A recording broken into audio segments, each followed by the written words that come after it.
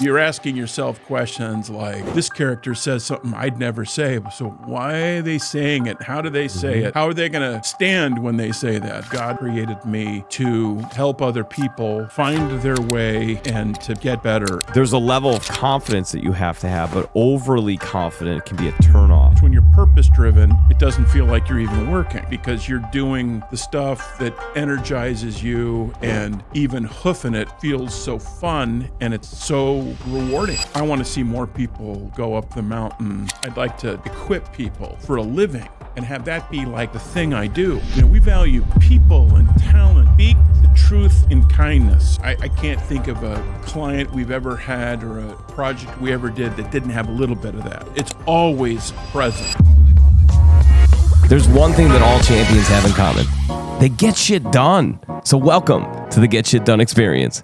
Well, we are back at it again. You are in studio with us. This is the Get Shit Done experience, also known as the GSDXpodcast.com. So, hey, if you're checking this out on YouTube, don't be afraid to go over to Apple or Spotify afterwards and maybe do a little rating and review. That would certainly help us out as an organization. If you're on Apple or Spotify, please hop over to YouTube and check us out in studio. We got a pretty killer studio in here. You're probably going to want to see it. We got a lot to look at, and that is not including my mug. You definitely don't want to look at that. So if you are interested in checking out the studio, please do that. By the way, as I've mentioned, if you would be so kind as to subscribe to our channel, we are growing rapidly, and your support is extremely helpful in our cause of doing that. I hope that you're finding this to be extremely compelling and interesting content. And we got a good one for you today, my friends. We've got a gentleman on that has seen it all. He's been there. He's bought the t-shirt. He's helped businesses scale to the next level. He has implemented his fundamentals into a plethora of businesses and helped business owners to shine and make their vision come to life. We've talked about a whole bunch before we got on camera, and I can assure you that this is somebody that you're going to want to listen to. And that person that I'm talking about is the CEO and founder of the Impact Foundry. His name is Mr. Greg Cox. Welcome to the show. It's great to be here. Thank you, John, for the warm welcome. And what a cool place you have here. I appreciate it very much. We're always excited when folks come in here. We used to do virtual podcasts, and part of the premise here was we want to create an experience for people. So that has to be in person. So it's always great. It's just a different exchange when you have people in office. So I really appreciate you coming out and joining us today. And we took a tour and got to learn a little bit about the company, but now it's all about you. Oh, so all right. Yes, that's going to be fun. So as we talked about, the Impact Foundry is essentially working with business owners to make their dreams come true within their business, bring their vision to life, essentially management consulting and much more. And before we get into that, let's learn a little bit about the man, the myth, the legend. So tell us a little bit about, I've asked this question before. I'm sure you woke up one morning when you were like 10 years old and you said, Mom, Dad, I think I'm going to start a management consulting firm. Right? That was probably your dream as a youngster. But in reality, what was the dream? Like, where did you get started? Tell us a little bit about what your life was like coming up. The first thing I think I wanted to be was a fireman. That answer is so common. I think that I wanted to be probably later on an actor. Wanted to be an actor and movie star probably, and maybe do a little bit of comedy. Okay. You know, kind of in the John Candy kind of way. Was a theater major, you know, so I did a lot of theater growing up. Oh, you really? Yeah. Get out of town. Yeah. Yeah. Well, so, but I grew up in a great family, was fortunate to have two super loving parents, a couple dogs, couple sisters. So we had a great time. I got a chance to move all over the place. My dad was with IBM, so he was a business guy. Yeah. They used to say IBM stood for I've been moved. So I was in California, moved to Utah, moved to Georgia, moved to Wisconsin, and then right before high school, moved to Illinois. And oh my gosh, been here ever since. There's always savings, but it's about way more than savings alone. Total Technology Solutions Group redefines managed print services. Excellence is the minimum standard. TTSG is a true managed print service provider, deeply understanding your technology and business goals. Your business is unique. Our solutions are tailored to your current and future business goals. Our customer-first approach empowers and delights. TTSG can ensure your technology environment will scale as your business does. So as you navigate business and constant change, partner with TTSG for premium advisement and seamless implementation of your technology goals. We set the bar high. Your people deserve it. Peace of mind. Powerful innovation. TTSG.com. We have a lot in common in that regard, and that my dad worked for Kraft Foods for 35 years. He got 17 promotions in 35 years, and just about every promotion came with a transfer, a move. So, yeah, I'm the youngest of 6 kids. We got moved around a lot. Same thing, just different state after different state. Well, and you know, that you learn a lot from that. Don't you? Because you unplug, you know, you kind of grieve. You're leaving. It's like, oh, my friends, but then you make new friends. It's a lot of starting over. Yeah, you make new friends, keep the old, one silver, the others gold. I think is what it says. My mom told me one time, "You're not losing friends; you're making more." Yeah, and you know, you don't really keep in contact with some of the people. Although Facebook, I've kind of gone back in time. There's probably some people even watching this that I probably haven't seen for 40 years, but I've connected through social media, and it's like, hey, boy, time sure flies. Yeah, right. You know, well, let's hope you get those messages where that's right. We've gotten that response where like, people called me from high school after seeing this. They're like, yeah. So hopefully that works out. Where was your favorite place to live? Oh, you know, I lived in so many different places. I think Utah was unbelievable. What's that like? Well, you know, you got mountains, lived in the mountains, you know, went skiing every weekend. You know, fly fishing, you had like just unbelievable nature, mountains. That was great. Every place had its benefits. You know? Mine was Atlanta. I lived in Atlanta for a while. Yeah, I lived in Norcross.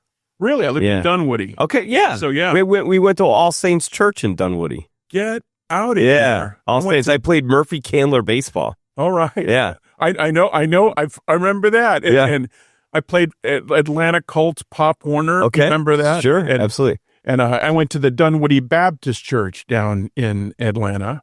And Dunwoody High School, my nephew is the baseball coach there. That's awesome. So he's actually living where I lived 40 years ago. Yeah. Hey, all you in the Atlanta area, you got it made. Don't move. It's such a great place. Great. I mean, year-round baseball and golf was, you know, it's at least 80% of the year you could play golf. I absolutely loved it. I was very upset when my parents moved me back to the Chicagoland area.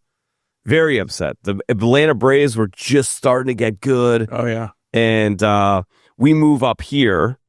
We moved back here in, I want to say, was it 88? So we move up here, and like every team stinks. The Bears are dismantling after that 85 run. The Cubs are hurting.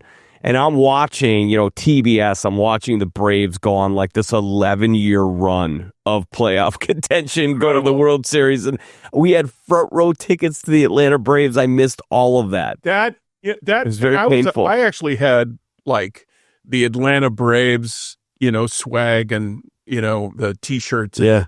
So when I was in Atlanta, Hank Aaron hit 715. So I watched it on TV, but I did get to actually see Hank Aaron hit a home run. That's amazing. County Stadium, which was pretty cool. See, I caught the Glenn Hubbard, Dale Murphy, Ozzie Virgil, Bruce Benedict days.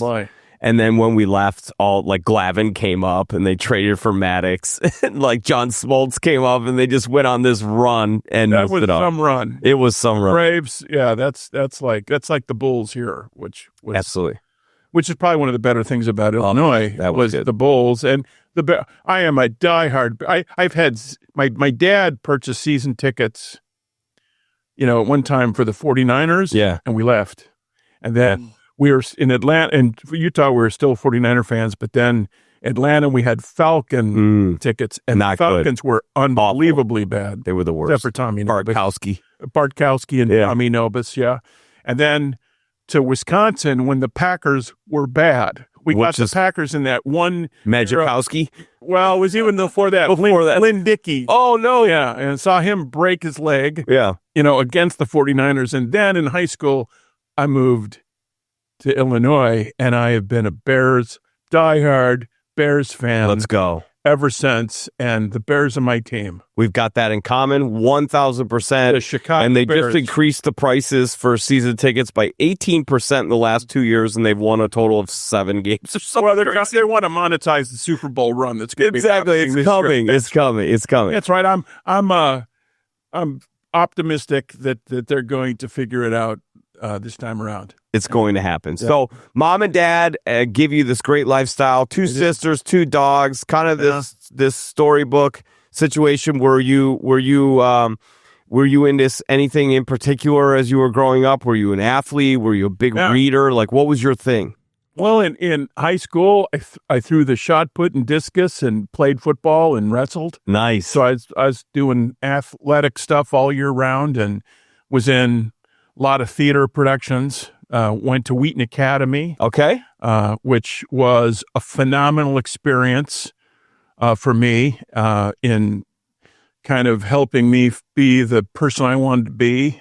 Both my kids ended up going there too, which was great. And then I went to Taylor University in Indiana. It's a small Christian school between Marion and Muncie. And had a phenomenal educational experience there. All of that stuff shaped me, being a theater major even shaped me for what I would end up doing. It's so interesting that you say that, because I went to University of St. Thomas for 2 years. I was supposed to play baseball, but it turned out you had to be good. Oh, yeah. So that didn't last very long. Small little detail. I ended up shoveling the outfield, I think, for the first month. But anyways, I went there and I decided I was going to take theater because I always want to be a stand-up comedian. That was my thing. Which, by the way, when you're sitting in front of the admissions team and your dad's begging them to let you in because your grades aren't good enough, and they say, what do you want to be when you grow up? What do you want to do with your life? And you tell them that you want to be a stand-up comedian. That's a real effective way to get your father turned bright red. But what you're going to monetize that, right? Yeah, exactly. What I found in later years getting into sales is thank God that I got into theater, and then I ended up doing Second City and all that stuff. Thank God I did that, because you really understand how to keep conversations going. Yeah. Never saying no, being the yes and, so you continue the conversation.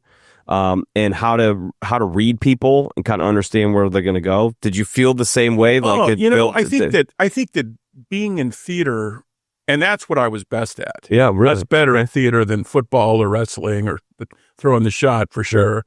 But I think, theater, it's co-ed. Mm-hmm. It's different every production.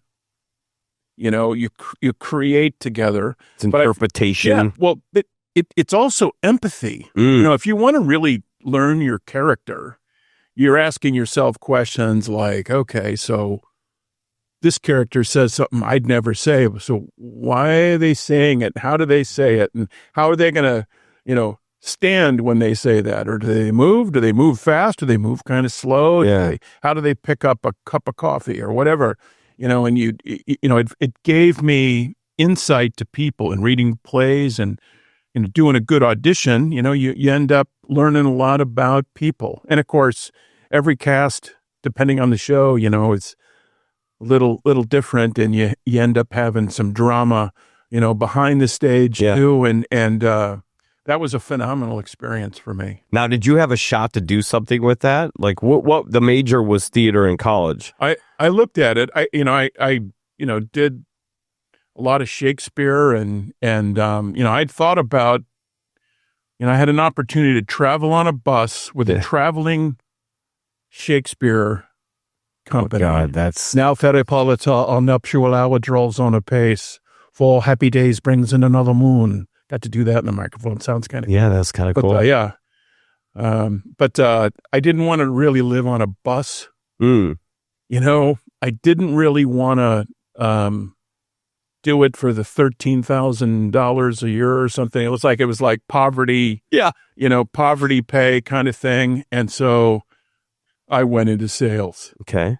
So where was the start of the career as it relates to the business world? Well, I had a couple sales jobs during the summer in high school or in college, really. A couple of different jobs that I sold World Horizon lighted globes to World Book customers, World Book Encyclopedia customers on the phone.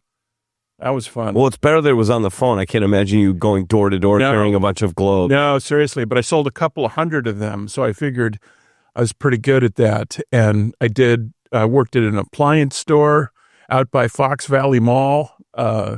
After that, and I was like, and it was on commission, and like you got to sell service contracts on boom boxes and stuff. And you're like, wait a minute. So I make this, but if I sell this, I make that. I make 5 times as much. Keep selling. Okay. And when you get that realization, like at a young age, gears started going. The hunger starts to creep in. Yeah. And so when I graduated from college, I went into copier sales. Oh, okay. Canon, and a lot of people over the years when I've said, I went into copier sales, they go, oh, that's tough. That's really tough business. Cutthroat. Yeah. I actually loved that business, John. I mean, I loved selling copiers and started off, in a territory that, there was nothing. We had nothing in there. It was a kind of a weak territory. I made it into a really strong territory. Got to do all these kind of great things working with Canon. We had these President's Club trips, and I got to go to Hawaii and to Banff and to Bermuda and Monte Carlo and London. And so you just jumped out the gate and figured it out. Like, what was the magic to it? Because you're absolutely right. Like, selling copiers is extremely hard to do. But when it's so lucrative if you get good at it, but it's very difficult to stay in the game. A lot of people get burnt out. A lot of people can't handle the rejection. I can't believe how many people I saw come and go. Oh gosh, I can't imagine. So there's, it really does separate the strong from the weak, and the strong survive in that type of a sale. Yeah, I was very fortunate. I had a boss, Tim King. Man, and he got after me. I mean, he kind of was convinced, I think, that I'd go or that, the reps would go and goof off and stuff. Mm-hmm. So he was counting your business card. Bit of a micromanager. You had to get it's probably on occasion, but I needed it. Sometimes micromanaging gets a bad name. Well, I changed the term. I call it micro support. Oh, micro support. Well, you call it, but when I was fresh out of school, I needed some micro support and some micro kicks in the butt, and some macro kicks in the butt, probably. Now, was that consistent with how you were brought up, or your parents? Oh yeah, my dad was probably pretty tough. I mean, he went through the IBM training, and so he was, But it's one thing when a lot of times, it dawns on you, my dad's actually pretty smart guy. Yeah. He's actually, isn't it suck that it dawns too late? Like this stuff he's been telling me, it actually works. Yeah. Holy cow. Yeah. And I've been like, no, this is the new way, Dad. Mm-hmm. He's like, oh, not so much. But so I got into it, and the Bears had just won the Super Bowl, and we signed Walter Payton. Get out of town. To be our spokesman. So I got to hang with Walter Payton on a couple different days, like for a full day. Super cool. Super cool I guy. grew up 4 blocks away from Walter when we lived in Arlington Heights. He lived in Arlington Heights as well. And get out of here. Walter had a Porsche, he had a limousine. I mean, he had all these cars, but here's a really interesting thing, right? So we lived in this little nice middle-class neighborhood. This is pre him breaking the rushing record, which is what really, that was the thing. That's when he got the Lamborghini from the Bears and all that. Prior to that, he was doing well, but he was investing a lot of his money in side businesses and so on. But When you drove down the street that he lived on, everybody had basketball hoops, but the basketball hoops were pre the rims that have the springs on them, so you can like bend the rim down and then it pops back up, right? These were just the rims that were like the iron and the old school rims, right? So when you drove down the street leading up to Walter's house, every single rim on the block was bent.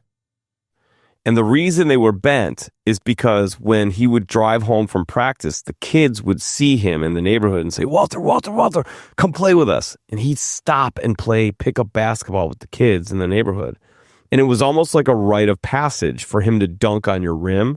So like every rim was bent from Walter doing some sort of dunk and bending the rim. And it was like a rite of passage. If your rim was bent by Walter, that was like the coolest thing ever. So nobody fixed them, because Walter did it.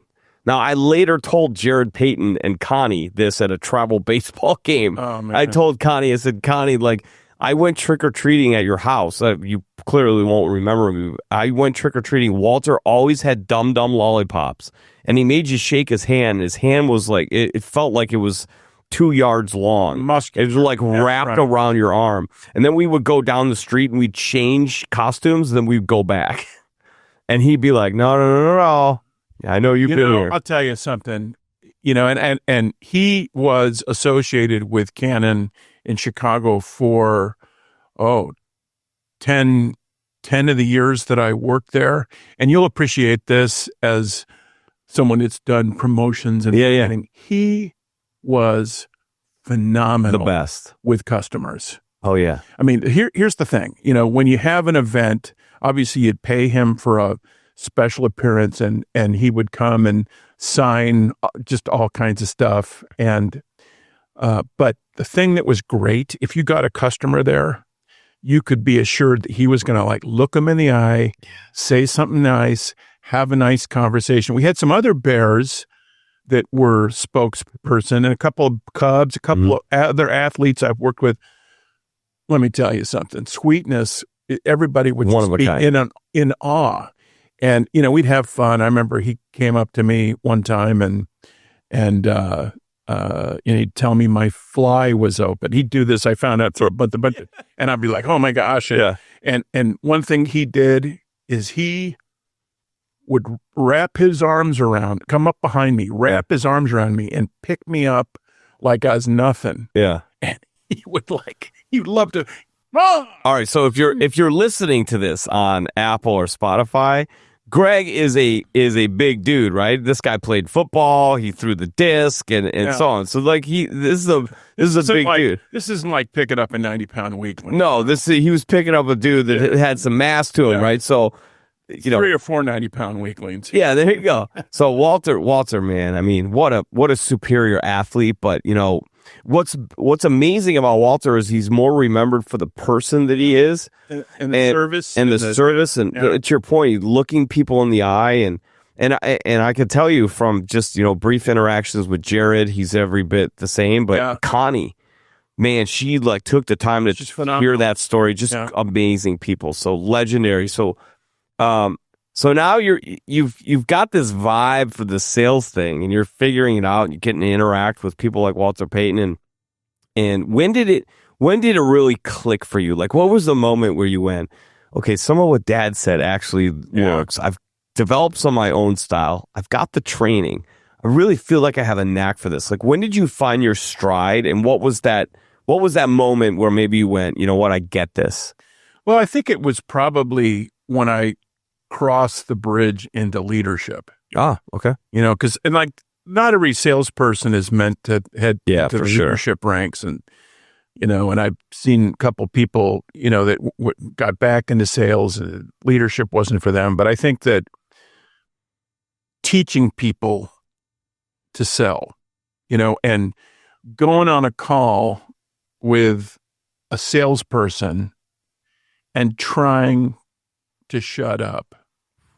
That's because hard. Man, I was, I'd be like this. Step aside, watch me. I'm a closer. I'm, and that coffee down. Put that coffee down. Go get me one.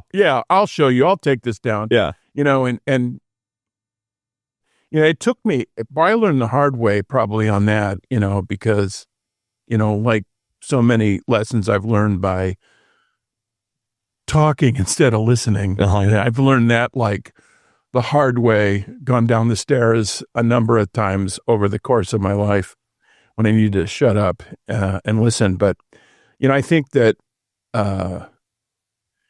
when I got a team together that I was able to, listen to and coach differently and have the whole team do real well. That was an important, I think, moment, for me, because I'm like, I like selling and I like getting the trophies, and sometimes the salespeople would get more awards, and it became pretty lucrative to be good at selling at Canon. But I think being a leader, that's kind of what I thought my path was. Kind of God created me to help other people find their way and to get better and to take potential that wasn't getting into play. Yeah. And to get that, pull it out, to pull it out of them and to give them confidence, because you'd have, as you said, a lot of people, they go in the copier industry, they don't last very long, However, if you hire well, you got to hire well. Yeah. Hiring well is really important. You're going to have a bunch of different moments where people are ready to quit. They're ready to say, screw this. This is abuse. I did this demo and I did it just right, and it didn't work. It didn't, Don't you love that? I did everything you told me to do. Did everything you told me to do. But then you come to find out that they did like 3% of what you told them. And they bought the Gestetner. What the heck? But I think that helping people find their way, and I've got a chance to work with a lot of different people, and some of them went on to do other things really well, but that was always really rewarding. So that gave you your rise, right? So if you think back, put yourself back in the shoes of that Greg at that time. Yeah. What gave you a bigger rise? Closing that big deal or helping somebody to realize their potential? Well, I think that more and more it became the latter. Yeah. It wasn't an immediate thing. Yeah. It was kind of like, I really, and of course I really got a buzz when, they'd thank me. Yeah. And they were grateful. I mean, a lot of times you get ingratitude, when they, they may not necessarily high five you. You got to get past that sometimes, especially when you get into consulting and that type of thing. But I think that definitely it was like, I want to see more people, go up the mountain. I'd like to equip people for a living and have that be like the thing I do. Yeah. And not have really to worry. Purpose driven. Yeah. Very much purpose driven. And of course, when you're purpose driven, it doesn't feel like you're even working, right? Because you're doing the stuff that energizes you, and even hoofing it feels so fun, and it's so rewarding. And so this is how I ended up eventually leaving Canon. And it was a tough day because I had some really great relationships. I even have, kept in contact with many, many of my Canon colleagues, had some great friendships. But it was tough the day I said I was leaving, because a lot of people were like, I thought you would have been here forever. And I went to a company called Dale Carnegie Training. Never heard of it. Just kidding. Yeah. We had a sales Jedi tell us the other day that it's not about how hard you work. It's about how excited you are to do work. And I think that goes in line with what you were just talking about. It's like when you find that purpose, it gives you that rise. You never feel like you're working. Yeah. It's like, how excited can you get to go do that to go do that huffing. Yeah. Right. To go pull that next door handle. And that really is the difference. Like if you can't feel that excitement, you might be doing the wrong thing. So, well, and this is, God, that is really true. And you know, and sometimes people need to stick with it a while before they make that call. But, you know, I think that when you find your calling, it's an exciting day. So Dale Carnegie calls you, maybe not through a phone, but there's a calling. You like feel like this is the transition. You got to go there. You got all these skills at Canon. We know that the printer and copier industry is, you know, there's books written on the salespeople that have come from that. Sure.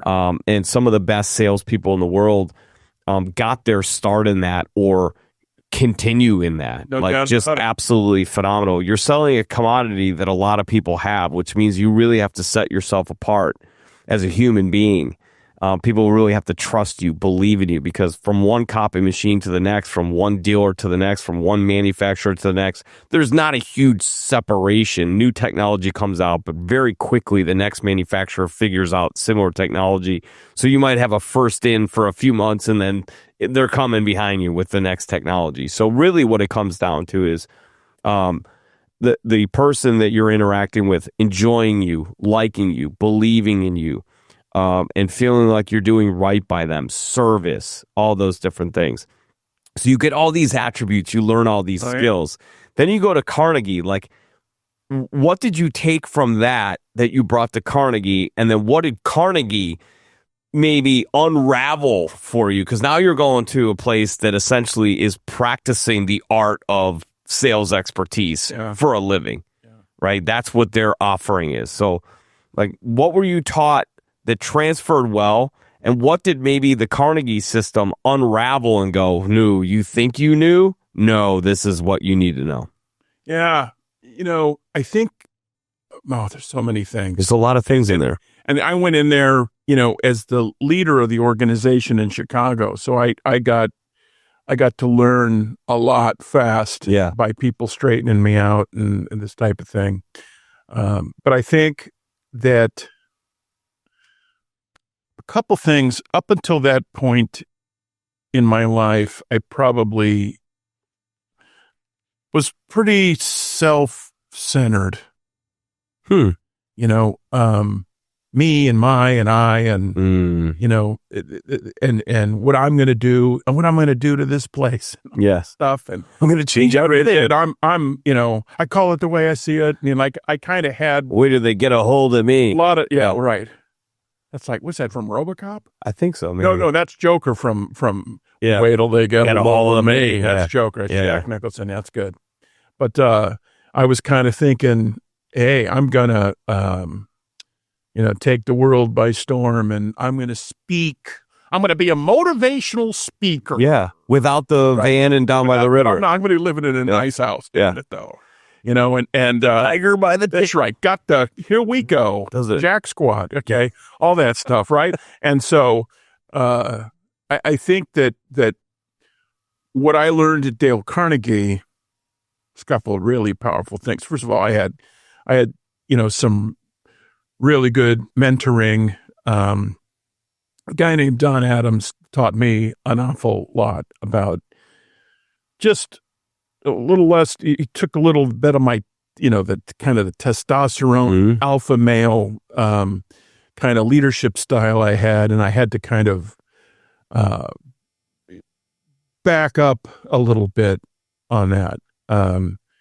You know, I had to see things from the other person's point of view, you know, to empathy. You start to learn and to do that business well and to work with the people that want to be in that business well, you know, you have to sometimes do a little bit more listening to understand, and you had to ask questions, you know, and you had to, rather than here's what you need to do, here's what it is, here's the solution, chop, chop, I'm on to the next one. Now it slowed me down and got me to focus on where other people were coming from. And so you had to learn how to kind of figure out where they were at and beat them where they were at, which means you had to learn a lot of personalities, right? Like how to adapt to different personalities. Like what was the training there?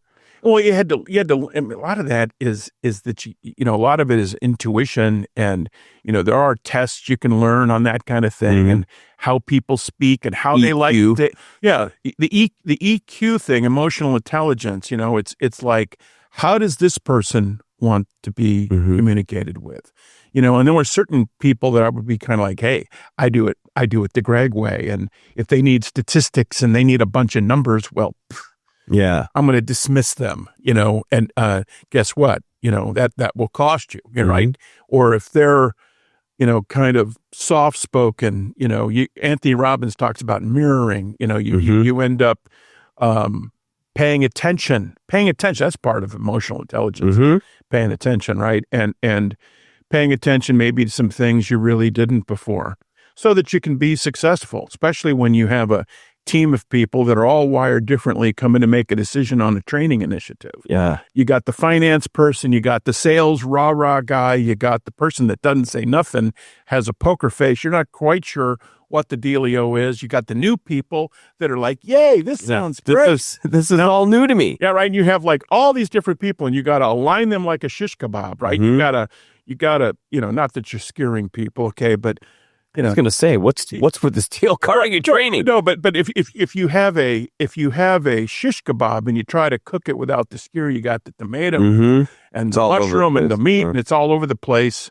down in the grill and stuff. That's not going to work. You got to align people, and if you're going to do that well, you got to pay attention to different people and where they're coming from, and if you're selling to a group, boy. You don't want just the former athlete, testosterone, extroverted people liking you. You got to get everybody around it. So I'm a sales lifer, right? Yeah. Came up in sales, somehow ended up in marketing and branding. But what I have learned is, I want to tell you how profound what you just said is, because I love the visual of a skewer, right? The line. But there's all different flavors on that one line. Well, it's a whole bunch of and you got to have all together. Different flavors. And if you're missing one of them, your shish kebab sucks. It's not the same, That's right? So think about this in terms of marketing, like an advertising agency, and I align this with the car industry. They are brilliant.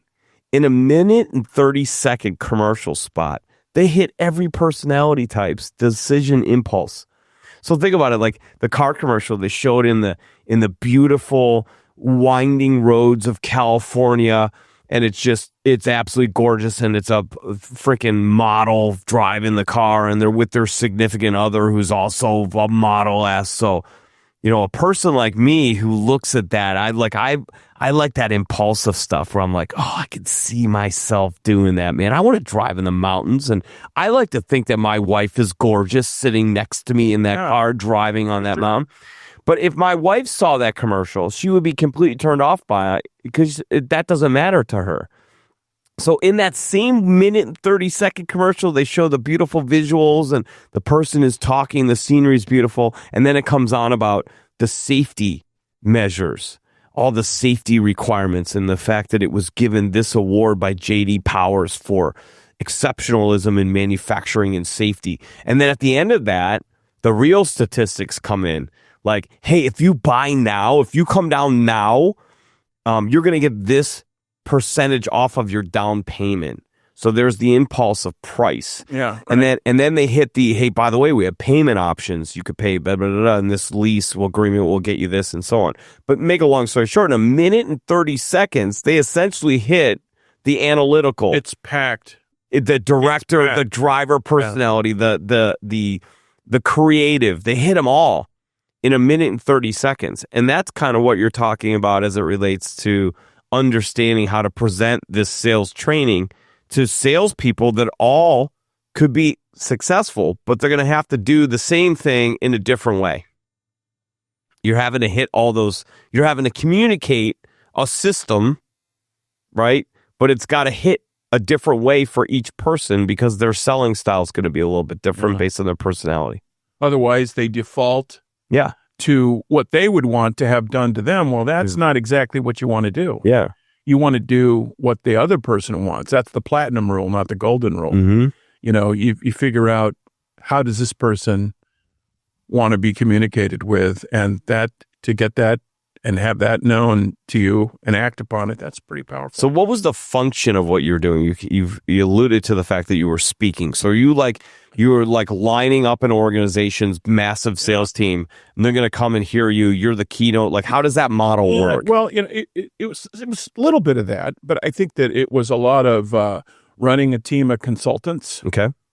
You know, that would go out into the marketplace and try to drum up business. A lot of times they'd bring me, you know, along, you know, the TO. Yeah, right. And that's right. And turnover, right? Mm-hmm, yeah. And so or takeover. Yeah, yeah, well, it depends. In other words, get out of the way. Yeah, right. I got this. Yeah, right. And so, and so that was part of it. And then a lot of what that business model had was classes that would be taught a lot of times in the evening or sometimes during the day, where people would come into those classes. And, you know, for decades, you know, we had been teaching classes where people from different companies would come in, meet each other, network, and then take a set curriculum over a several-week period. While I was there, there was a little bit of a change where most everybody in a program would be from the same company, and we would sell them a leadership program or a sales program to push their team forward. It was all about training, right?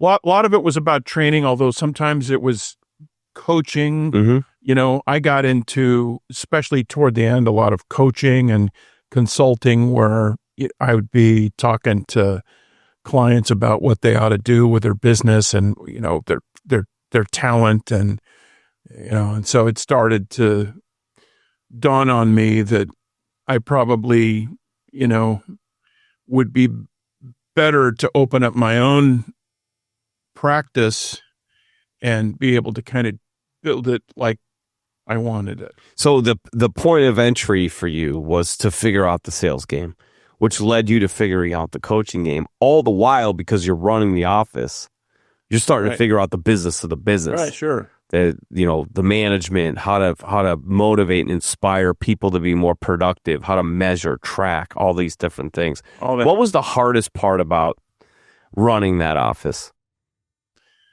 Well, there were a lot of things that were hard, and sometimes there were things that probably were harder than I thought they were at the time. Yeah. You know, I think that, that one of the things that was challenging sometimes is that, you know, you had a lot of young people in that business, you know, and that were ready to go, talented, could communicate effectively, had a lot of things, did not necessarily have the experience, you know, did not have wisdom. Yeah. You know, and wisdom, you got to have experience to have wisdom, right? And so sometimes you get into, you know, a situation where, you know, I would be talking and, you know, they wanted to talk, you know, and, you know, and it was, so that was tough sometimes because what the client needed, you know, was something a little different. You know, so the younger folks that didn't have the wisdom yet knew enough to be dangerous, but they were 2 or 3 questions away from being found out. Yeah, sometimes. Yeah, sometimes it was a little bit like that. But you know, it was, you know, one of the things that I loved about that business is that it was heavily based on fundamentals. You know, principles, the blocking and tackling sales. And, you know, you get people that would come in and would be enthusiastic and loving on people and, encouraging people, you could do some good, and we did, I was there for 16 years. Nice. So we get to a point where, and I'm always curious about this, right? It's called the Get Shit Done experience for a reason. There's people who have gone through all types of adversity, ups and downs. They've learned along the way. They established that wisdom. All this is leading up to you at some point saying, okay, I think I have all the tools. I think I have the knowledge, the wisdom. And I think that I have the capability, like the confidence, the self-belief that I could go about this on my own. And if you're like most people I've talked to, you knew, but there still was a battle of like, can I really do this? Am I good enough? That imposter kind of syndrome that creeps in. Oh, yeah. How did you deal with that? Well, I mean, this is, and everybody's got that to a certain extent, or they're lying, right? I have it right now. Yeah. Well, I mean, but it you end up going like, what did I do? You end up, and I think that what you do is you just do what you do. You end up calling people and, asking to have some conversation with them about their business. They're sure as heck going to be interested in their business and to optimize it and to get better results, and you go in there and you do the best you can. As a consultant, you certainly don't want to do any harm. That's like the Hippocratic Oath, right? You do no harm. But you try to you have to be careful of the imposter syndrome, because if you let those gremlins that are in your head, talk trash to you, stinking thinking, as Zig Ziglar called it. I love that. It'll end up, taking the spirit out of you. It'll you start to reek of it too, right? You start to leak. Yeah. So you lose your oomph. Yeah. And when you leak that you're not confident, no one's going to hire you. So you have to, I always kind of like the, phrase like fake it till you make it, or to just be bold, courage doesn't mean that you're not afraid. Okay. It means you might be a little afraid, but you go anyway. You're willing to deal with it. You go anyway. Yeah. You do it. You just go, you jump and you build your wings on the way down. Steve Harvey says, you jump and you build your wings on the way down. And so I jumped, and my wife was also, at Dale Carnegie at the time. So we both left on the same day. Oh man. And you two are interesting at a party. Right. And yeah, right. Holy cow. And, and she goes about 105 pounds. So we don't like share a lot of outfits, but we both left on the same day and started this thing called the Impact Foundry. And so part of it was just, being knowing that this is what we were supposed to do, having a passion for doing it and doing it our way, doing it our way.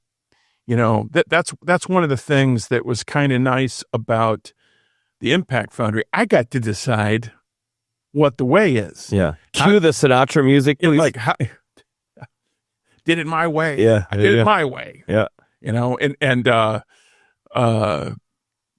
But the way that we would approach selling, the way we approach leadership, we got to think about that.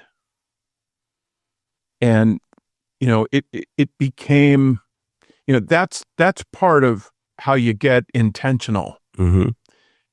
Intentional, you spend a lot of time thinking about, what do you want? You visioneer.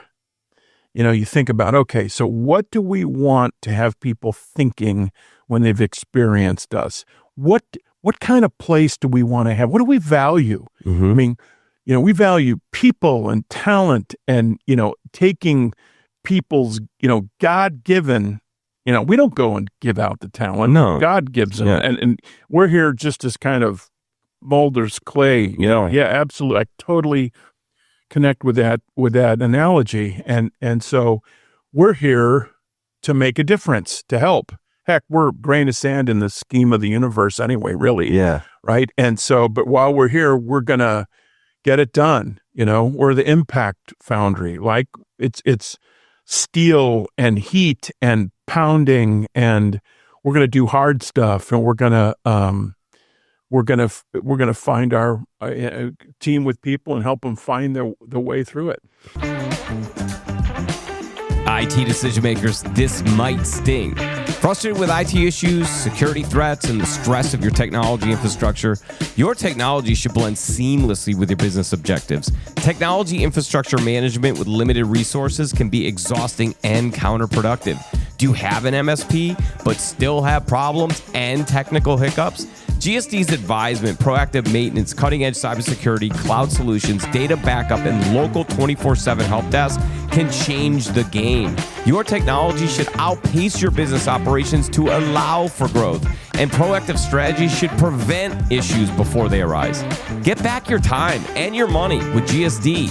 Drive business forward. Leave the technology to GSD. GSDnow.com. So I was mentored early on by ex-Navy SEAL. Oh man! So imagine getting your sales training from an ex-Navy SEAL. Did you have to start at 5 o'clock in the morning? Yeah, and you do push-ups in the surf. Yeah, and you were not in the surf, but we were also done when the machine stopped. There was no clock. It was when the job was done, you went home. So that might have meant 9 o'clock, and you called Hawaii. That was what it was. Oh, but learned a lot, and one of the things that he talked about was professional arrogance.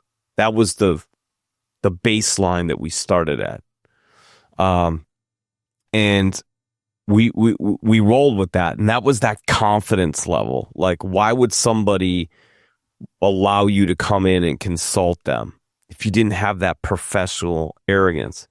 But there was another factor to that, and I'm really curious of what your thought is on this, because there's a level of confidence that you have to have, but overly confident can be a turnoff. Sure can. So how do you balance? I found that out the hard way. Yeah, so did I. Right. So how do you balance confidence and humility? Like, what's the median line? What's the center for that? What's the mindset to be able to portray that confidence, but also not turn somebody off? So having that level of humility.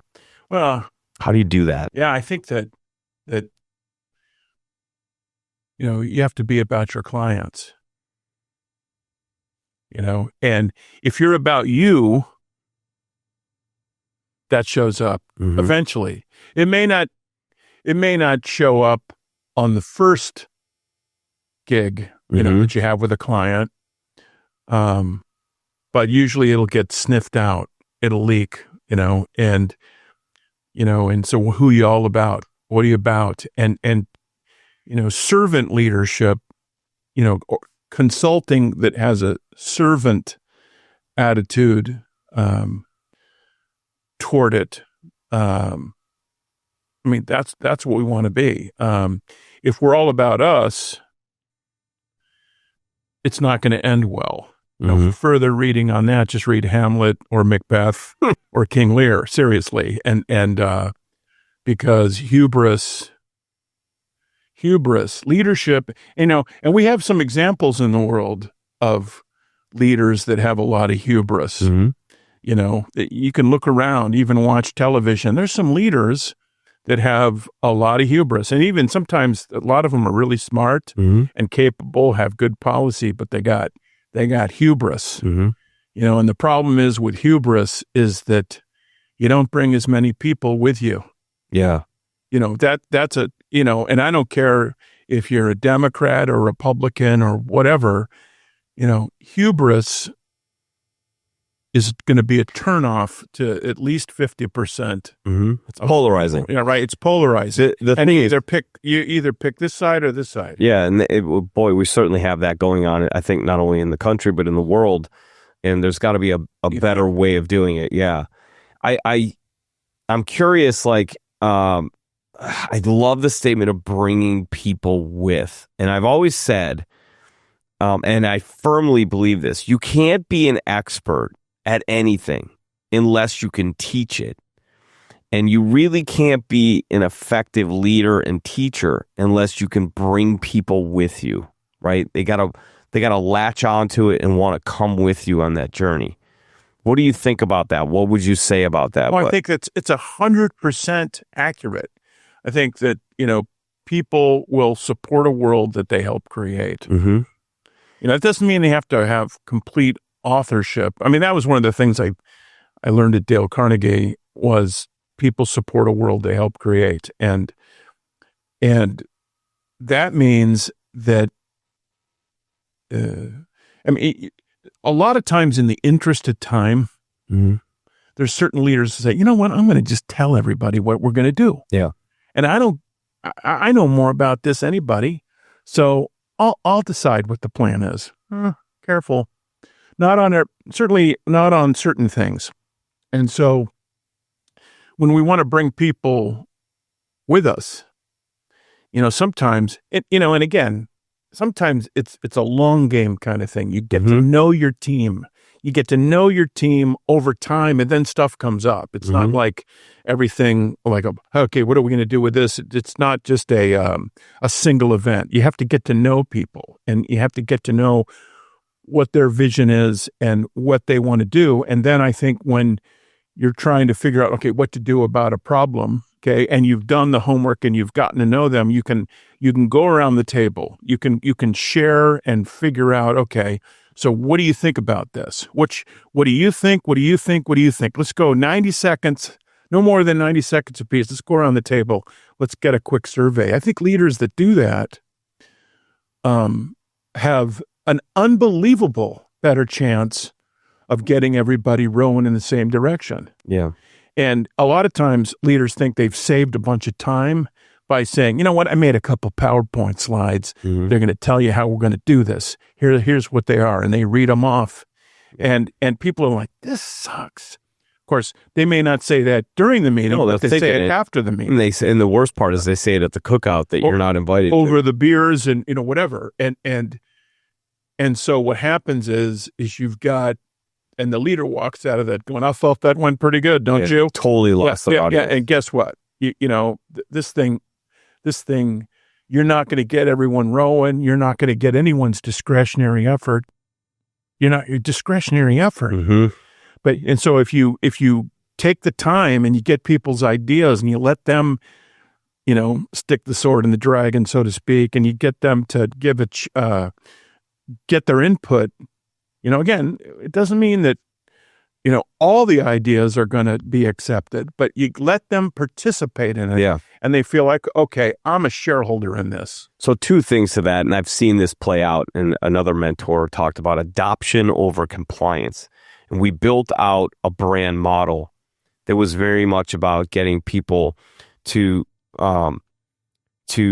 want to instead of have to.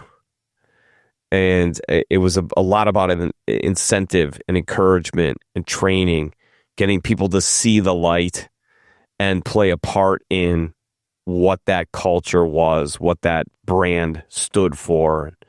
And when you do that, you do see that people, when they have skin in the game, they will fight a little bit harder and they'll believe a little bit stronger. Burn the midnight oil, you bet. They'll bring it. I told you about the mentor that I have, but the best salesperson that I ever came in contact with is a gentleman by the name of Jay Rogers. Jay was one of those guys that came from brokerages and investment banking and mergers and acquisitions. And he was one of these guys that had built up his $1 million empire, lost it, built it up again, lost it, built it up again. He just was unbelievable. But he was the best salesperson that I ever interacted with in my life. And at the time when I was interacting with him, I was probably about 27 years old. And we were selling business valuations over the phone on cold calls. Wow. Right? So we were cold. It's challenging. We were cold calling small to mid-sized business owners, $10 million, $15 million companies that maybe didn't have the second or third generation to transfer this business to. Their kids came up in a lifestyle where they got the best education. They came up in a lifestyle where they had seen everything and done everything. And their dad, who owned a trucking company or a cartage company or an excavation company and had built it up, likely encouraged them to not go through the pain of the blood, sweat, and tears. Go be a dentist. Go be a doctor. Now, there's certainly challenges that come with that, but that parent had built an empire and wanted to give their child a better thing. So they didn't have another person to hand it to. Well, selling a small to mid-sized business at 10 to 14, $15 million company is pretty hard. There's not a lot of people that are running around that have the ability to buy a company like that might be willing to. So the first step to that was to be able to evaluate their company properly. And so we were selling these business valuations for anywhere from $27,000 to $50,000 over the phone, right? So I was the guy who had to essentially get the person on the phone, create the interest, establish the pain, get the situation and problem out. And then Jay would come in and sell the impact, need payoff, spin selling classic. Yeah. And get them essentially to put a down payment on over the phone or pay for it over the phone. And then we will go out and do the valuation. So I watched Jay execute this system of selling through all question asking and essentially saying, getting all the pain out, repeating the pain and the want and the need back, and essentially like pausing that silence, that awkward silence. That's right. And essentially saying, so let me ask you a question. This is what you want. This is what you need. This is the end goal. You don't have this. You don't have this. You don't know how to do this. What are you going to do about it? And making the person essentially come to him. Mm-hmm. So I go to Jay one day and I said, Jay, you're no doubt you're the best I've ever heard, I've ever seen. This is absolutely tremendous. You're making everyone in the company so much money. I'm learning so much. So Jay, tell me, what is the key to sales? So he pauses for like 3 minutes. And he's thinking, he goes, well, I appreciate the compliment, but to be honest with you, I've never been very good at sales.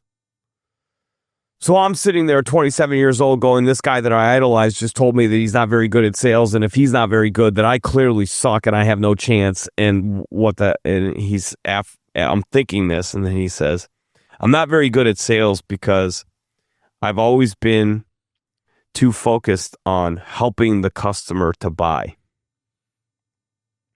And that clicked with me. I went, okay, so it's not about what you say.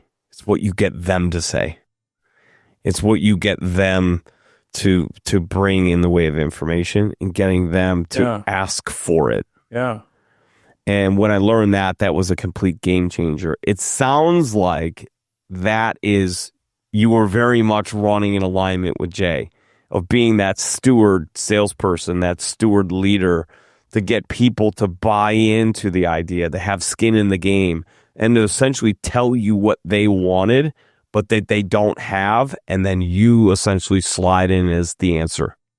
Yeah. Well, I think that is very wise. And my mentor on that was Socrates. Yeah. Okay. Do tell. I didn't know you were that old. You can find that under Socrates. Socrates. Yeah. Just Google Socrates. Yeah. Up it'll come. Yeah. But that's a little bit of a Bill and Ted's Excellent Adventure line. But that's the Socratic method. Mm-hmm. Is that trying to tell people stuff. Tell. Is you ask, and this is why in leadership and selling, which, in a lot of ways, they're very similar. Selling and leadership. A lot of leaders say, oh, well, I never could be a salesperson. Well, guess what? You're not going to be able to lead a very big team. Well, you also sold the bank to give you money. Yeah, you sold your employees to come work for you. You sold people to pay attention to your brand. So, yeah, you're selling all day. So this is the thing. And I think that one of the things is that, salespeople talk less. They need to talk less. They need to listen more and ask questions, because if you do that, it's a lot better, and the clients are a lot happier, and you solve it together. It becomes a collaborative exercise. Now you gotta you end up earning your fee by knowing what questions to ask. Mm-hmm.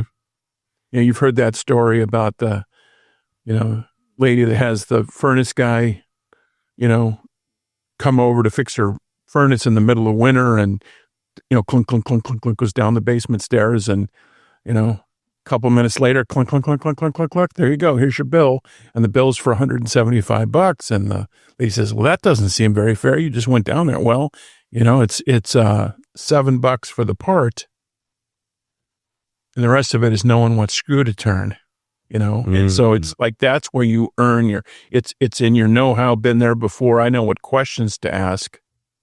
That's where your value is realized. It's powerful stuff. I think that it's interesting, the point that you bring up about the kind of the intellectual property and the know-how. And I've always felt like with sales, correct me if I'm wrong, the statements that you make are only to earn the right to ask the questions that you need to ask.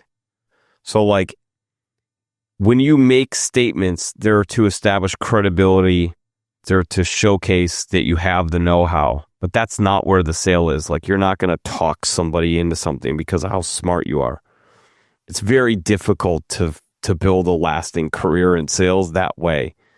But you need to be powerful enough in the statements that you make that they go, okay, I'm listening.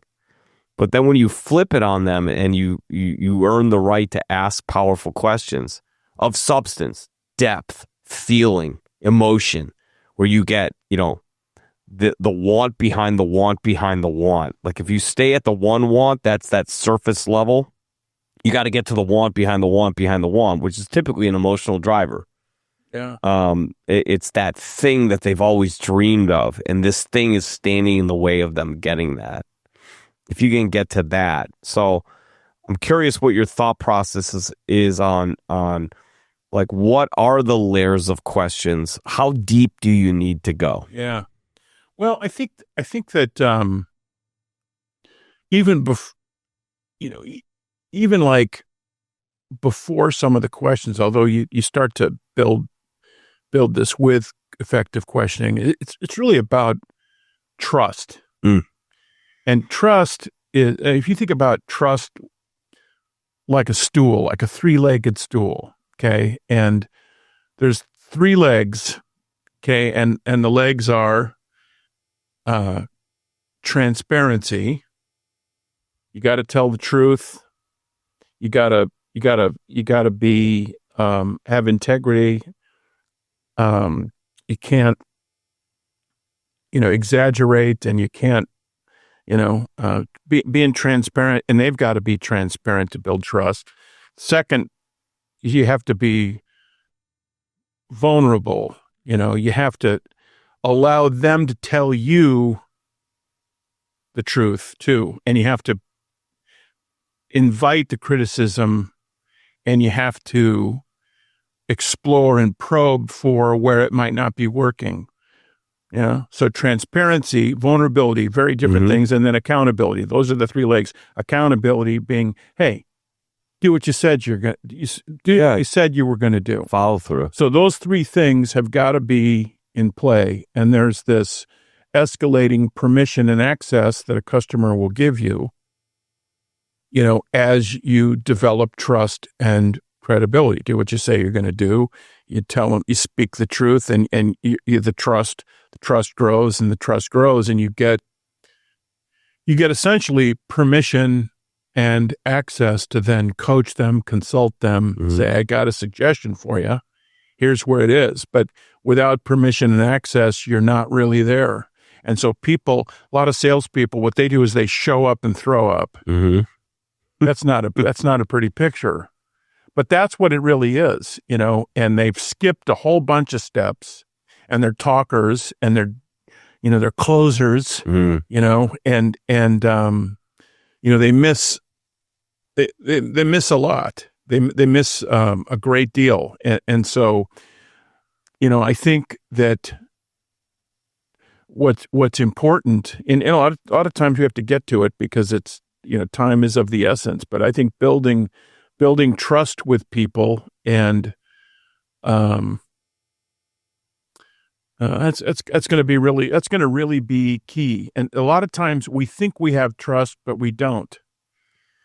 And that's because we lack patience. We lose, and we're like, what? Yeah. There was someone else in there, and we find out all this stuff, like in the postmortem of a deal we lost. We find out all this stuff. We're like, what? Those guys, they let us on and went da-da-da-da-da. Well, guess what? You didn't have trust. You didn't have the three-legged stool, all three legs, and your stool fell over sometime early, probably in that process. I think, that's powerful stuff, because I think trust, trust is really hard to establish quickly. And I think that's probably the biggest challenge that people have as a brand, a marketing department, or sales, that tip of spear. You establish trust. That's a slow play, and it takes patience to do that, which is why it's so important to have so many touches, to be doing so much, to educate, to inspire, right? To inform, to do all these things. Yeah. I'm really curious what you mean when you say vulnerability, because I think that is a really sexy word that is being used right now in sales and marketing and branding. I see it online a lot. I know for me that vulnerability is really powerful from the standpoint of, like, how can I expect somebody to open up and tell me their truth if I'm not willing to let them know what my truth is? I think vulnerability is very powerful as well, because we typically in sales come across as perfect. And we talked pre-recording. I can't relate to perfect. I just can't, because I'm so imperfect, because I'm human, because I'm God's creation. Yeah. I know that it's said that, God creates perfection, but the reality is, I think it's our imperfection that makes us perfect. That's why we're all going for that thing. That's what inspires us to try and to keep building and to learn and to create and to go for that next thing. So I'm really curious, when you say vulnerability, what you mean. For me, vulnerability means that I'm going to tell you my truth. And because I tell you my truth, that sets me free, but it also gives you a somewhat of a permission to feel comfortable to tell me your truth. Yeah. So I would see transparency is your willing to say your truth. Got it. That's out it comes. It's how I really feel. Yeah. Vulnerability, is you letting me tell you my truth. Okay. Regarding you. I mean, this is where it goes. It's like, it's transparency is kind of what you speak. Vulnerability is letting other people speak. Got it. Even if it's like what they tell you hurts a little bit on the first listen. Like, whoa, so you're telling me you don't really like what I did. You don't really like my proposal. You thought that I was a little bit assumptive on that, or whatever. And of course, what happens is, because people don't want to hurt our feelings, they don't want to think, want us to think we're chopped liver or whatever, and so they will pull back. Okay. But I think that what we really need to be able to do, if we're going to grow and be our best version of ourselves, is we've got to be vulnerable. Okay. We have to open up and say, okay, so coach me on this. Okay. Like in a monthly review with that a leader has with their direct report, you have to have, hopefully the person has to be coachable. Coachable is part of vulnerability. I mean, if you're willing to let somebody else speak to you. Now, I had a couple of coaches that had a whistle, and they had the power of making me run wind sprints if I didn't listen. I'll get you to listen, right? That'll get me to listen, right? Because I did not like wind sprints. Is it weird that we make our salespeople here do wind sprints in the parking lot? It's funny. That's a great tactic. Yeah. But I think that the vulnerability is, and it's one of those things that we're almost taught, like, oh no, you need to be confident. You can't let them see your weaknesses. But I think that having honest conversations and be willing to receive criticism, even if it's delivered suckily. Okay, because sometimes you ask. Did you just invent a word? Yeah, that's awesome. Yeah, but you know what I meant, though. Yeah, words and symbols are meaning, and words matter. Right. Words are symbols, and meanings are in people. I learned that in my communications class. Thanks, Jessica Ruslo. There you go. Shout out, Jess. Yeah, right. But the vulnerability is the ability to let other people speak their truth and not, getting all hurt. Because if we get hurt by that, we're never going to get it again. Yeah. We're never going to get it again. Trust is broken. Yeah. Well, it's one of those things, and the stool falls over, and so, I found, and again, I'm not, picking on any generation or whatever, but, it's one of the things that is really powerful is when you get intergenerational conversations that have those three legs going, where it's transparency, vulnerability, and accountability going together. It really ends up having a lot of benefits. Yeah. Where if somebody's thin-skinned, doesn't want to get coached, wants to be given unconditional positive regard, then guess what? They're going to fall way short of their potential, and, as a leader, I don't want to let that happen. As their sales manager, I wouldn't want that to happen. And so this is one of the things. And so we talk about that. And sometimes, before we ever need it, we say, okay, so what would vulnerability look like? What would be vulnerable for you? What would you share? And sometimes it is a story of a truth learned the hard way. Yeah. It's a humbling story where you got humbled, you went down and landed on your ass, okay.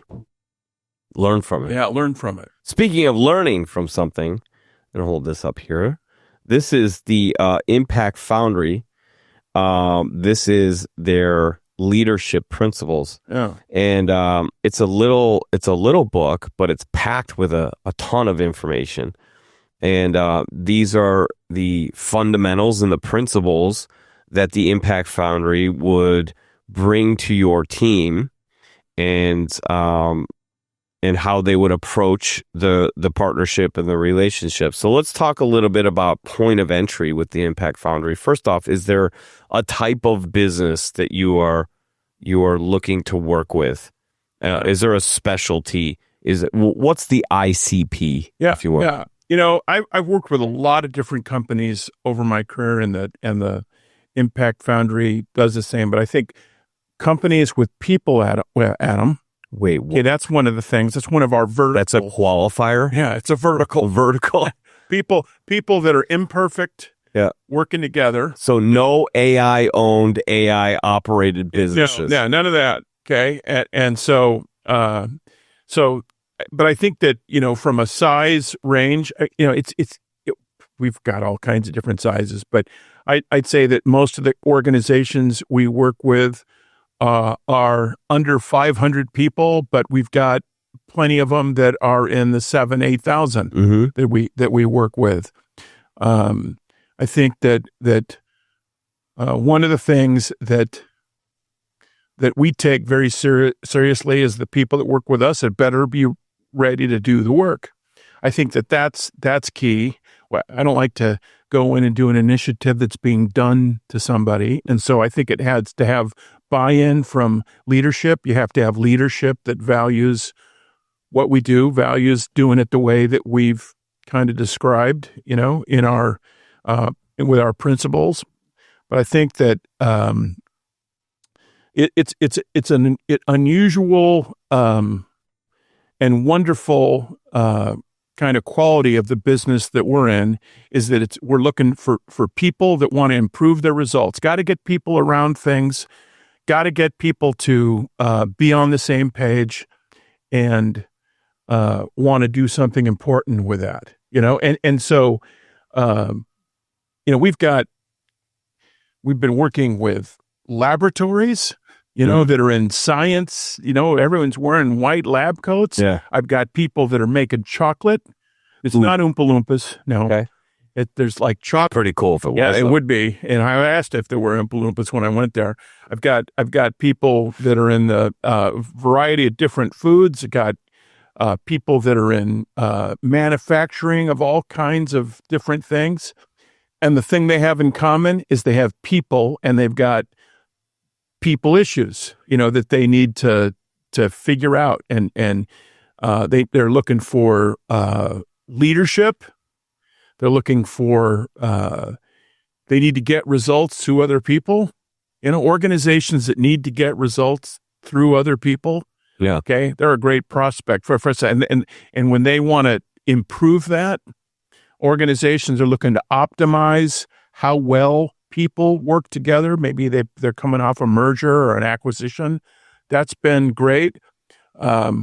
We work a lot with family businesses. Mm-hmm. They're looking to have a succession plan that's successful. You got to start that earlier than you think sometimes. Yeah. And, we're big on having family members go through a process of readiness. Yeah. And sometimes that involves, scrubbing urinals and doing some of the stuff at the bottom first. That's my favorite.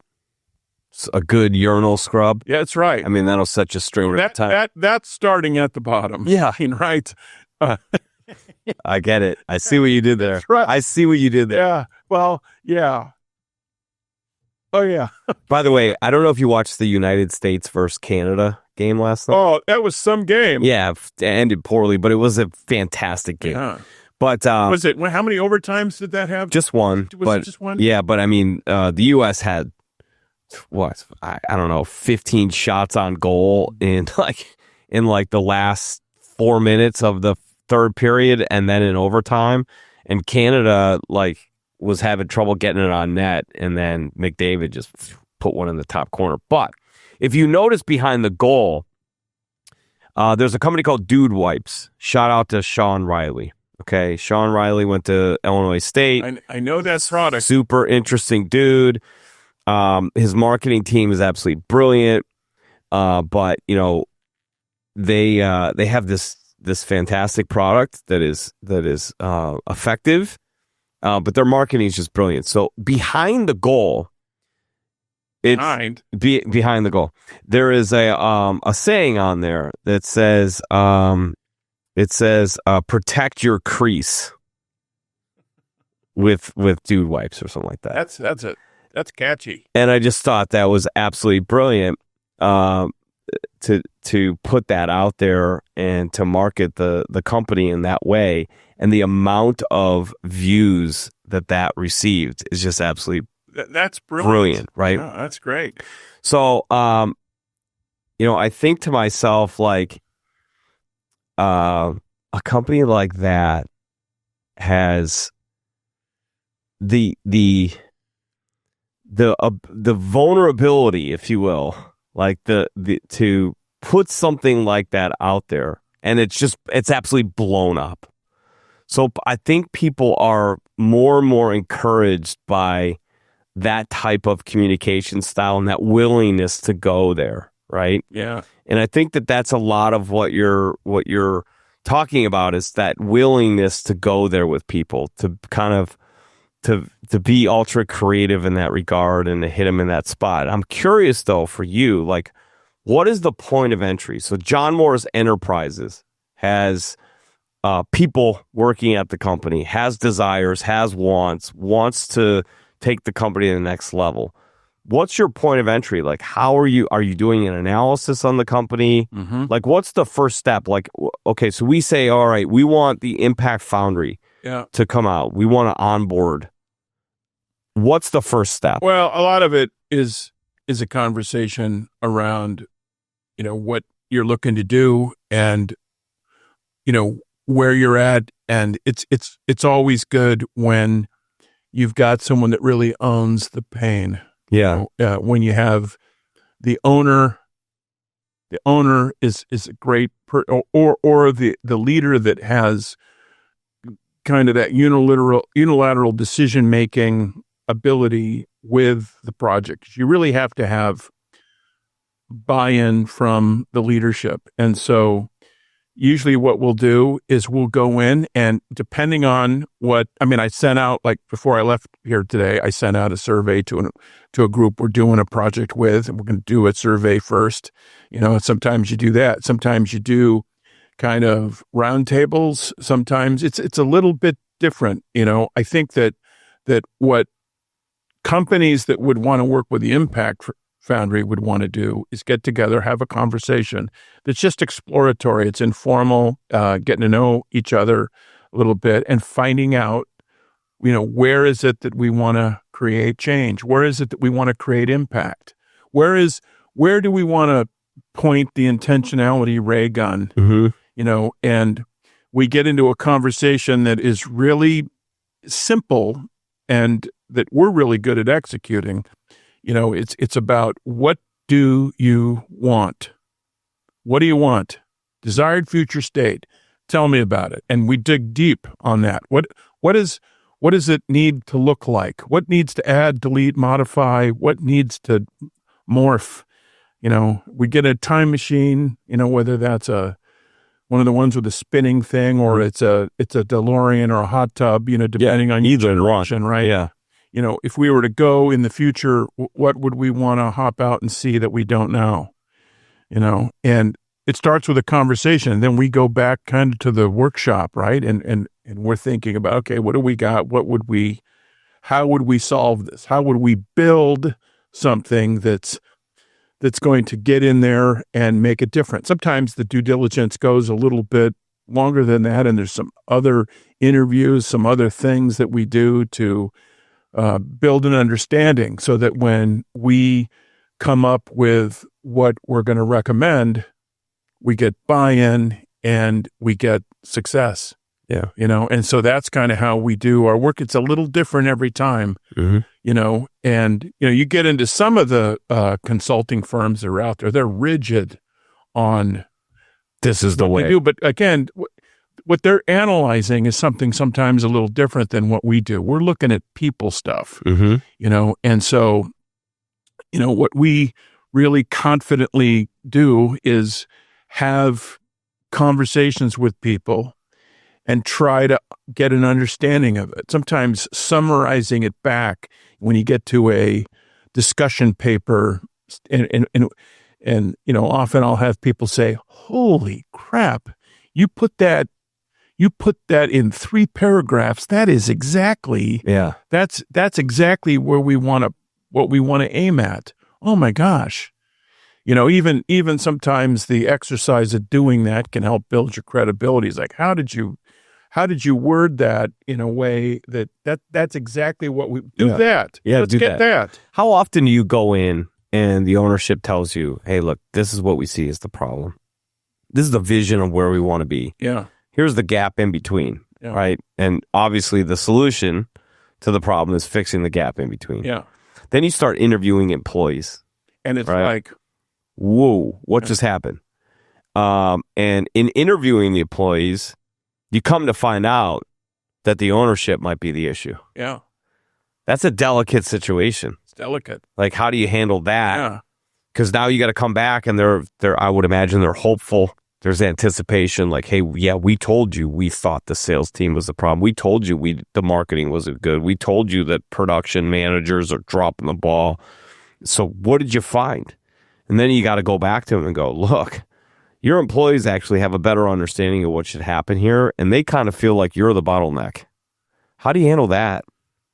Well, remember that 3-legged stool? Uh-huh. With transparency, vulnerability, and accountability. I mean, I think that plays a role, but you have to be able to get to the point where you can speak truth. Yeah. You have to. So do you preempt truth that? And kindness. It's speak truth and kindness. That's something that's a lost art today in business and politics and a bunch of places. Like framing it. Speak the truth in kindness. Okay. And so I can't think of a client we've ever had or a project we ever did that didn't have a little bit of that. Yeah. It's always present, and so you have to get people prepped for it.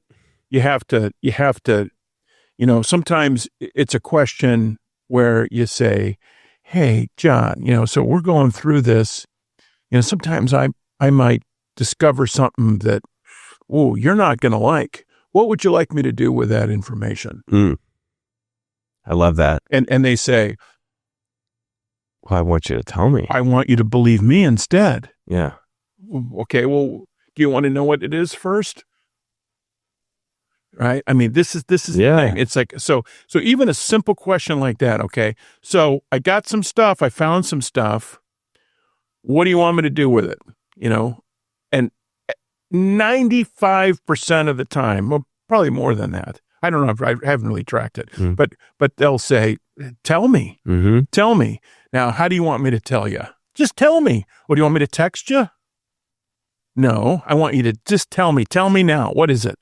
Well, okay. Again, that's just for effect, exaggerated a bit, but I think that part of effective consulting is to be able to have the guts, okay, to tell people what you find, and not to kiss their butts, not to be popular. That's not my role. The impact is not going to happen if we do a bunch of schmoozy kinds of stuff. And there's a lot of consultants that will come in and sugarcoat it because they stay longer, but that's not the arena that we want to be in. We're going to want to have, we do feel really strongly about some of the insight that we get just from talking to people and picking up on stuff like you just mentioned, because that is there. You get, and even in the one-on-one interviews that we'll do sometimes to say, so would you say that this is something always, most of the time, seldomly, or never? You ask a question like that, which puts a quantity measure on something that's somewhat subjective. You have that kind of conversation. You see people go, yeah. Oh boy, that's a loaded question. Oh, okay. Is it? Or is it just quantifying? Right. Well, and there's be some people that hem and haw or they'll say, I don't want to answer that question. Yeah. Oh, it's like, I plead the fifth. Yeah. Oh, okay. Well, ding. Okay. If you got high EQ and you're having this conversation, you start to figure out this stuff. And again, there's not a book or a slide rule. There's not in the kind of consulting that I do, John, there's not there's no magic bullet. It has to do with experience and, hopefully some ability to recognize patterns that I've seen before and solutions that have worked before, and piecing it together in a way that feels doable, that doesn't have people feel that they are in a vortex and they're screwed. Yeah, you could get somebody through that process to the point where they go, well, what's even the point, right? Right. So it's almost like you got to get them to feel the pain, but in a way where they desire badly to fix it because it'll expand their strengths to the next level. Critical. Absolutely critical. And it's got to sound doable. You got to have a solution that sounds reasonable, and you've got to have one that gets everybody rowing. Yeah. And because, one of the things that leaders overlook sometimes is the power of getting everybody in their organization around something. Yeah. They've been such doers their whole, I built this place, I'll do it, and, again, they don't listen enough. They don't maybe realize what they really have in their organization that can be harnessed, the opportunities that are in the blind spot there for the taking, so that's what we do. So it starts with a conversation. Starts with a conversation that's about, where are you at and where do you want to go? Yeah, and the gap in between. Yep. Okay, so let me ask you this question. There's always a gap, yeah. Where are you at and where do you want to be with Impact Foundry? Where are we going? What's the vision? You've gotten it to this point. You're established. You've got a great brand. Coming up on 10 years, yeah. Brilliant. I mean, what percentage of businesses don't make it to 10 years? Like 94%, some crazy number. So congratulations on that. It's absolutely fantastic. You're not going to do this the rest of your life. There's a point. Where do you see this coming? Is there a succession plan? Yeah. I think that I got work yet to do. Cool. That's fun. You know, I'm 62. Get out of I am. Good for you. 62. Holding on to it too. Look at you holding Right. on to it. And I will probably work for a while because, you know, when you do what I do, it doesn't feel like work. And you know, and I just love doing this. And you know, as long as my brain's working, you know, I'm going to do this. Do you need to work or you want to work? Well, I think, you know, I think that I want to work and I feel called to this. Yeah. You know, there's something powerful about that when you're working with a consultant and they don't necessarily need to work, but they want to. Yeah. That feels a little different. I feel it's a calling. You know, I feel that I've been given, you know, as goofy as I kind of am, you know, but I've been given, you know, the ability to see some things in a light that a lot of people won't see. You know, optimistic. You know, I try to be, you know, creative and find a way through it. You know, that a lot of times hasn't been seen, and you know, so what is Spider-Man? What is like through with when you've been given some things, much is expected of you, or something like that. I'm trying to think what it is. I wish I could quote that line. Anyway, what is it? With responsive, you know, whatever. It's pretty much every superhero has it, right? Not that I'm a superhero, but hey, you know, you got to take what you've been given and do good. And I teach that to my kids, and you know, I got taught, you know, I stand on the shoulders of giants. It's like, you know, Sir Isaac Newton said, I stand on the shoulder of giants. Everybody wants to give me all this credit for inventing gravity or whatever. And I stand on the shoulders of giants. And so I still have more to pay forward and still have work that I want to pursue and do. I love it. Ladies and gentlemen, the website is www.theimpactfoundry.com, theimpactfoundry.com, just like it sounds. And by the way, the word foundry in there, okay, that's because they're making impact, right? That's a play on words, baby. I figured this out. Yeah. I thought you were melting stuff, you know, no. It turns out, you know, you're melting problems out of businesses and putting them up on the anvil and pounding them with a hammer. Let's go. Make it happen. That's right. All right, Greg. It's been absolutely fantastic speaking with you. You're a gentleman and a scholar, and I look forward to seeing you in your next big movie. You know, you could always go back to theater. There's still parts for you. Who knows? Maybe there might be a cool scene for you. But I always like to wrap up the show with something really positive and inspirational.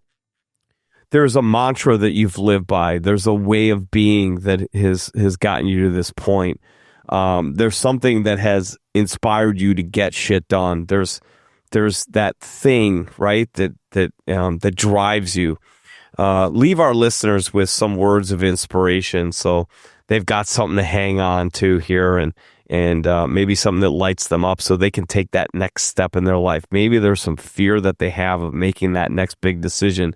You've overcome that in your life and you made the big decision and it's cashed in, it's paid off, and it's helping other people to cash in and it's paid off for them. What is that thing?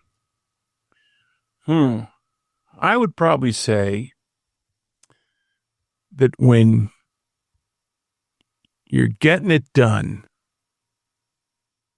it's not an accident. It's not an accident. You know, when you're going to accomplish things and have an impact, you know, this intentionality thing, I think, means that it's by design.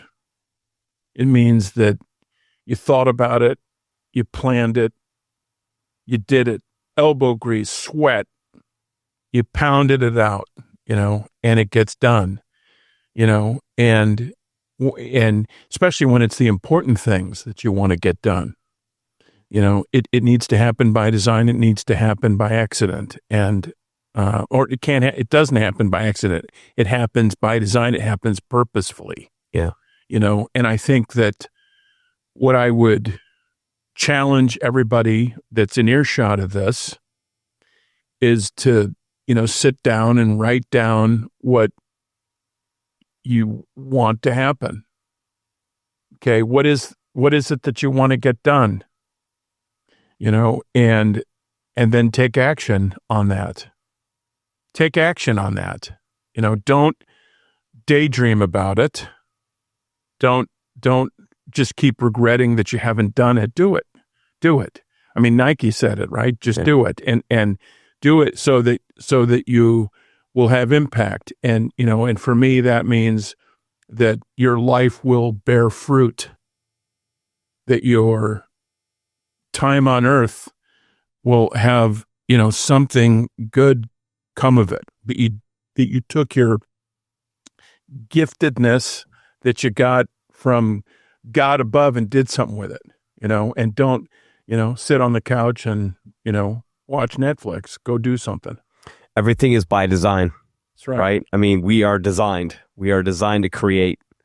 And, the saying that if you're a believer, and I am, that God is everywhere and God is within you.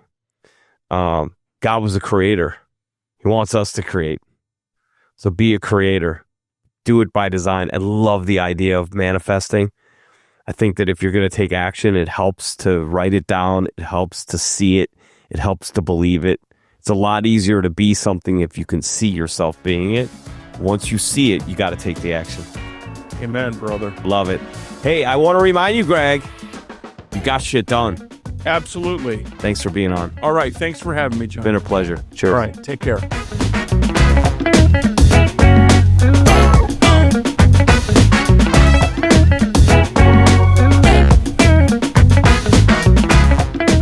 Can your business handle 15% growth? If yes, you have to engage with 2020 Design. They fuse data and creativity to stop the scroll, break through the noise, and grab the attention of your future customers. 2020 Design will create competitive, click-worthy campaigns, design and build custom websites, spark your social media presence, and structure email campaigns that get right to your audience, the decision maker.